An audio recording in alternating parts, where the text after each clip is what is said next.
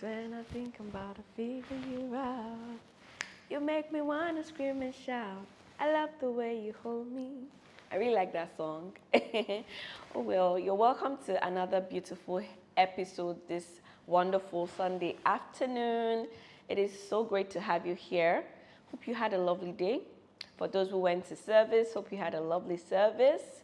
So today we're going to be talking about postpartum recovery toolkits. Yes, we've been talking about postpartum for a while now.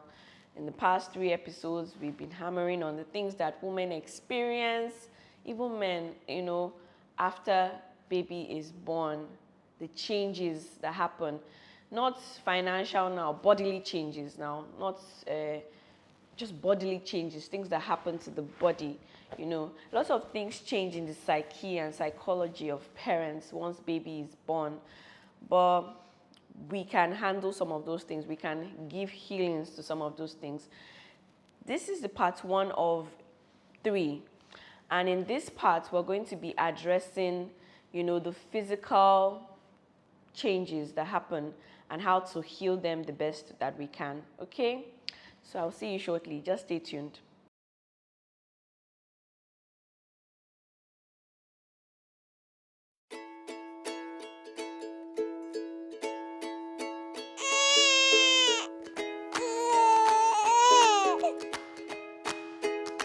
Yay, you're welcome back.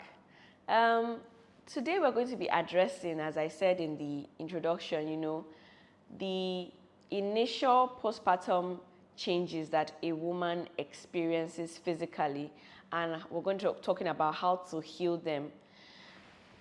Before we talk about that, there are a set of instructions that your doctor will give you when you're about to leave the clinic or the hospital, or your midwife, depending on wherever you give birth. I want you to hold those instructions in your hand and not throw them away, okay? That is the first thing that you need to do. If you receive care from a good medical consultant, there are basic instructions really, and some of them I probably will say here. There are basic instructions. Use your postnatal vitamins. They may even have some specifics for you, have sit baths, etc. I want you to do those things that your doctor told you to do. And for some of you who would have special instructions, do those things that your doctor told you to do. They will aid your healing. Nothing that they say is wasted. Don't go and do the one that mama or somebody said you should do. Don't put that one as priority over what your health provider has said. Okay? Don't put what I said as priority over. We are just trying to aid and abet. Okay? So, one of those things that happen to you immediately after delivery, as we said, 3 episodes ago, is vaginal bleeding, leukaia. Leukaia is the first one that happens, and it is, I think, pinkish or pinkish. It begins to thin after a while, and it's blood clots that are coming out of your system, your body cleansing itself as your uterus, shrinks back to normal size. And leukaia, that vaginal blood, should not soak your maxi pad. Over and over again, I'm going to tell you in less than an hour. If that is happening, please run to your doctor. It should last about 3 or 4 days and then begin to thin, begin to get lighter and lighter until it's just a brownish discharge. And that whole process could take about 2 weeks. Now, to make that process a bit more comfortable or cushiony, I went online and I discovered that, in the abroad, they give them particles. A pad that has witch hazel, rosemary water, aloe vera, all cool and cold, that they can sneak into that place and will give them that soothing feeling. But we don't have it here. I think it's called Tuckits.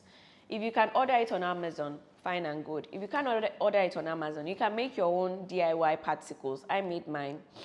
And I just got the witch hazel solution, the one that didn't have alcohol. I got rosemary water. The witch hazel I got at a pharmacy. The rosemary water I got from Fig Health Store in Lagos. The same thing with the aloe vera gel I got from Fig Health store in Lagos. So you just take your maxi pad. When you're starting, you're going to be told to use to double your maxi pad inside your briefs. So before I put it inside the briefs, I think I've shown a video on this channel. I may insert it again here. I spray the witch hazel on it, on the maxi, the one that will be directly on my perineal area. I put witch hazel, I put the rosemary water, and I put the aloe vera gel. And sometimes some people have said that they've taken that first part that they did all those things and they've sneaked it into the fridge or refrigerator so that when it's time to change, they just put it, and it's so soothing and relieving. Okay? Another thing that will soothe and help your healing or aid your healing is the sitz bath. Now, please don't do like a lot of Yoruba mommies recommend. Mommies, no shade though. No shade, but don't use hot water and don't sit directly on or inside it. Okay? Please don't go and burn that place that is just healing. God will help us. Just use a little bit of warm water and, sit and let it soothe and go over that place. And you can have regular sitz baths. It will help to heal that place, okay? Now, moving on. The next thing that, women experience immediately postpartum are breast changes. Normal, we talked about it. Your milk is coming in, and it may even translate into engorgement. Engorgement doesn't happen the first day or second day. It's probably after the milk has really come in, third, fourth, fifth day, you're already at home. Then this rocky thing develops and you're like, what is happening here? And if you're not very proactive, you can actually develop into mastitis, and that is a whole different ball game. I would recommend, you have all the things that aid you to pump out easily when child is not taking in. Have a breast pump. Have a good breast pump. For sore nipples, which also comes with the whole breast thing, have a good nipple cream, have breast pads, have a good bra, nursing bra. And this is an extra. There's this Lancinor Therapel pack that I have. I've talked about it before. It's a 3-in-1 therapy pack, breast pack. It helps with engorgements, it helps with sore nipples, etc. So it's a cool and hot compress, or yeah. So you can put it in the refrigerator, and then when it's freezing, you can place it on your breast if it's feeling painful and sore. And if it's engorged and you need to let the milk flow, you can put it in the microwave, and the heat, you just place it on your breast as you suck out with the breast pump. Okay, so those are things that can help to soothe or relieve you from breast pain and breast things. The next thing that happens, and one of those things that happens postpartum immediately is your bowel movement. We talked about it. Your first bowel movement, both urine and both pooping. And I would just advise you to drink lots of water. Take as much water as you can. Your body has ejected a lot of water during the course of delivery.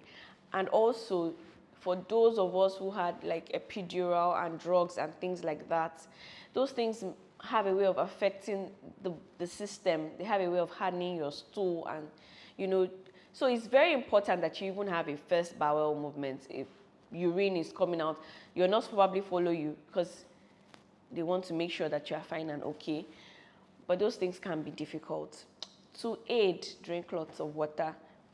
Abroad, they have stool softeners. I don't know if they have stool softeners in Nigeria. I think they should.